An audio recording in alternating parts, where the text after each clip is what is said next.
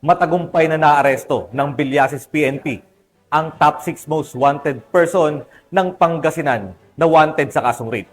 Police Staff Sergeant John Del Supremo sa report.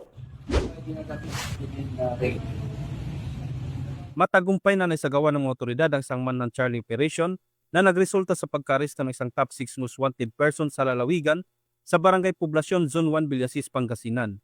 Kinilala ng hepe ng Villasis Police Station na si Police Major Edgar Alan G. Serkenya, ang akusado na si alias Ronnie, 33 anyos, walang trabaho at residente ng nasabing lugar. Ayon kay Police Major Serkenya, ang operasyon ay sinagawa dakong alas 11 ng umaga ng pinagsanib na pwersa ng Villasis PNP bilang lead unit, RIU-1, PIU at PIDMU Pangasinan.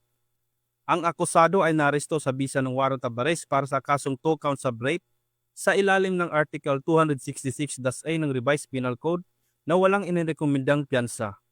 Ipinaalam ng otoridad sa akusado ang kanyang mga karapatan bago siya dinala sa impilan ng pulisya para sa dokumentasyon. Inaasahang ihaharap siya sa korte para sa nararapat na disposisyon ng kanyang kaso.